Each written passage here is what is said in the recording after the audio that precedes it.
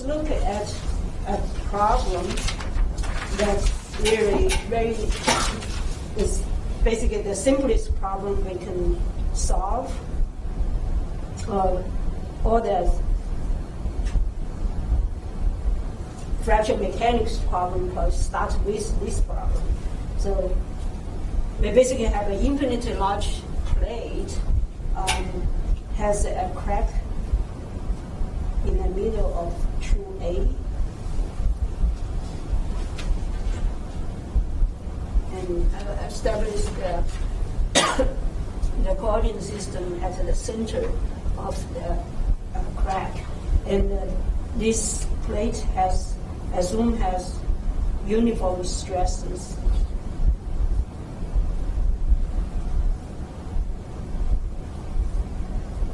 All around the boundary. So this definitely is the simplest that you can think of, and of course that satisfies the gas stress function condition. So the question is, the first thing is, in order to solve for this, of course, the first thing is we need to define the boundary condition of this problem.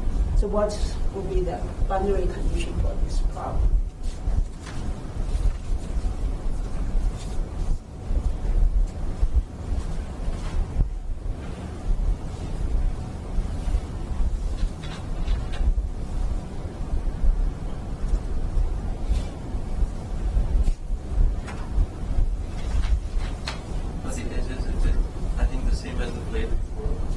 Okay, so on the edge is the same as the plate before. What's the difference between this and the plate before? Is it a rectangle? The shape? Yes. It's an infinitely large plate. So the boundary on the edge is the same as before. Either it's a rectangular or infinitely large. It just goes infinity and then it's sigma 0, right? What's special about this case? Sigma y not 0. At what point?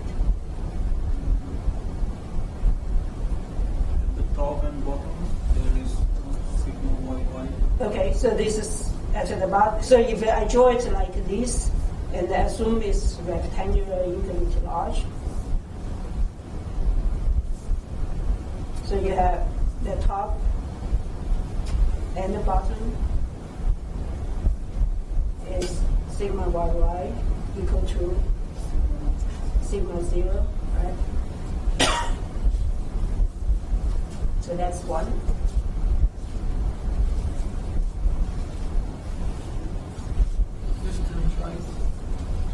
Left and right. So okay, so that's when we deal with boundary condition. Let's finish one first.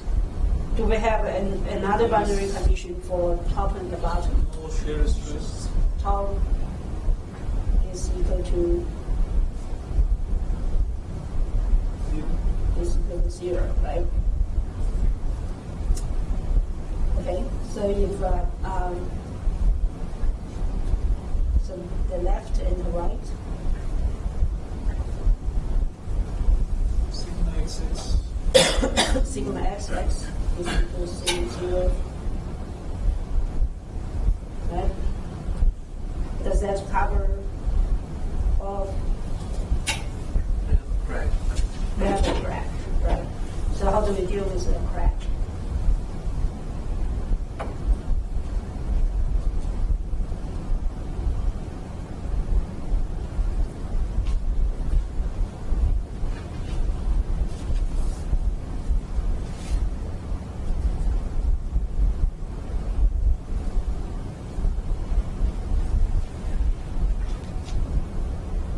So do we have stress components on the crack surface?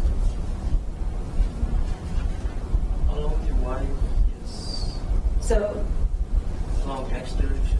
along, so right, so you can, so usually, even though in this case the crack is considered closed, but they are not really connected, right? So you sometimes it helps to visualize that it has a little bit crack opening like this. Sometimes it can be misleading, but if you have a load, the crack is going to be open up like that, right? So what would be the boundary? Because it's open very tiny, you can treat the surface as a straight line, still along x, just kind of a joint open up and just to visualize the surface. So what would be the boundary condition for this cracked surface in this case? Free surface. So we got free surface. So in a crack or around the crack surface, we have, if I define a crack mathematically, so that means my x is from -a to a, right? And then my y is equal to 0. And I have essentially two free surfaces over here. In this case, they are all together, so we don't need to really worry too much about it. So in this case, if it's a free surface, that means my sigma yy should be equal to 0, and then my tau xy should be equal to 0. Do we know our sigma xx? Not really, right? We don't know that.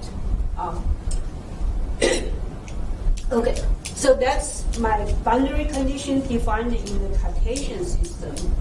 For an infinitely large plate, of course, you could also define the boundary using, so there's another option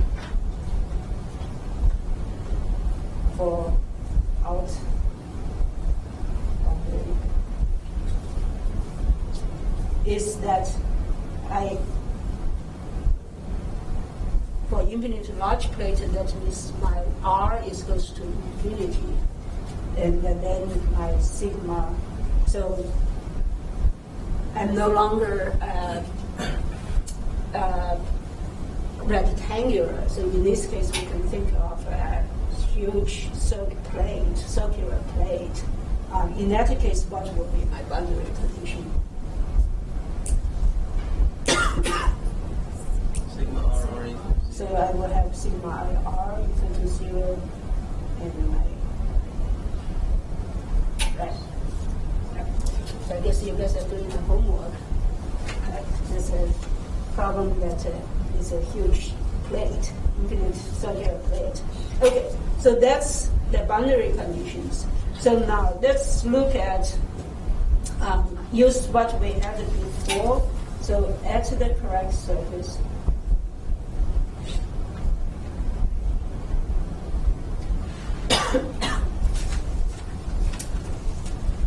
if we go back to my derivative over here, okay. Excuse me. So what I have is after I define my boundary condition, I still need to find the z and the y's for my stress function to solve for it. So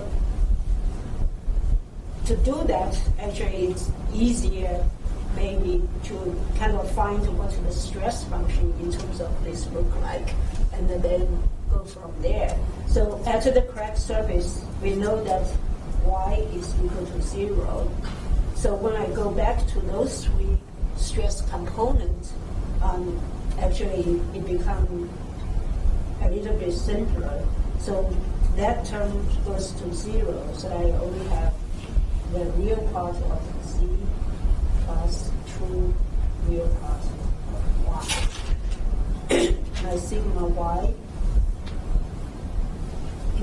this goes to 0, so it's only my real part of z, and then my sigma xy is equal to minus imaginary part of y. So that's, I basically, this is the general rule, just by setting y equal to 0. Now my stress components is related to only real part Z and the real part Y and the imaging part Y. So let's look at here. The first one is not very exciting in a sense because from here, we don't know what sigma xx should be, so we really couldn't do much with this, right? But we know sigma yy is 0, so that term have to be 0. And what that means is, so if from here, since sigma yy is equal to 0, that means my z is a pure, has to be a pure imaginary function.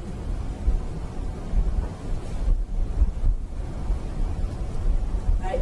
So because z cannot have a real part, because this goes to 0. The same thing for sigma yy, because that has to be equal to 0. So that means y has to be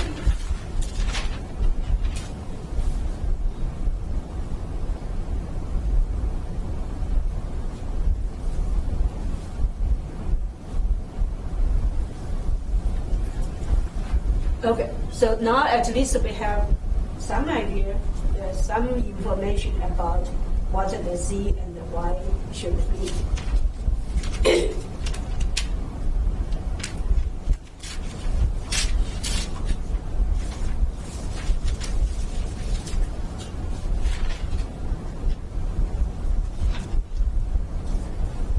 Okay, and also another thing we know that is at the cracked surface, y is equal to 0. So I know my z is equal to x plus iy. And if y is equal to 0, my z is equal to x. Right?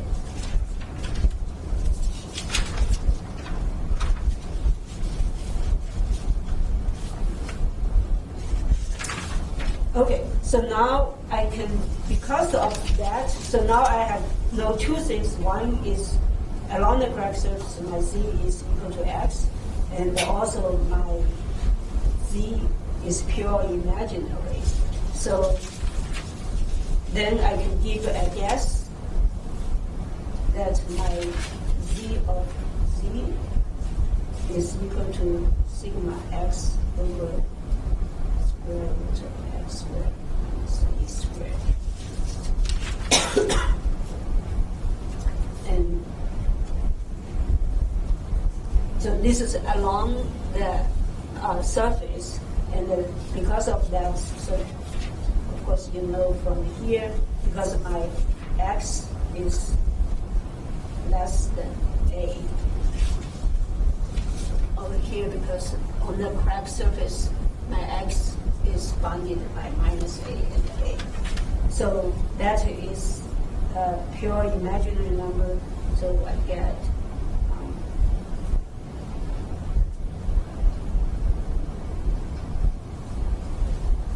so that satisfies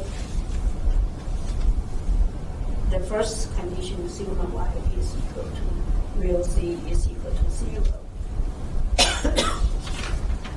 Excuse me. Can you repeat again how you got that sigma x over 4x squared minus x squared?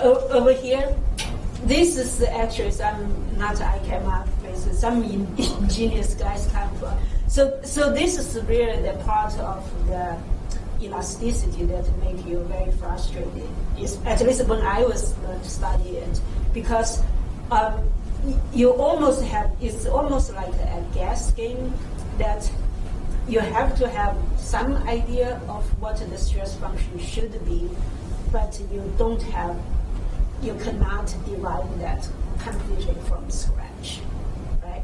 So in this case, we only have two things we know. One is the z, really we only have one thing to know, is the z have to be pure imaginary, right? Along the cracked surface. And then my z is equal to x, okay? And so that's the only way, the simplest way I can come up with is, actually I wouldn't be smart enough to come up someone's smart enough to come up with this stress function to say it should be this term. And then probably they have tried other methods or other functions and they didn't work. So this one, so the good thing about this method is once you find one that works, you don't need to worry about whether this is the right one or not. Right? As long as you find one, you got it. So the only thing I can see that to come up with is that part, to make that part purely imaginary because of the crack surface. Okay. So in this case, actually, we don't even kind of give a guess on what y would be.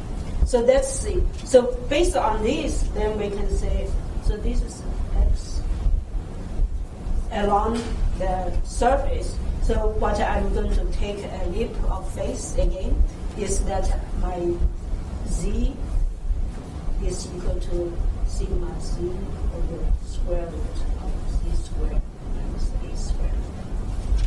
So that's my stress function.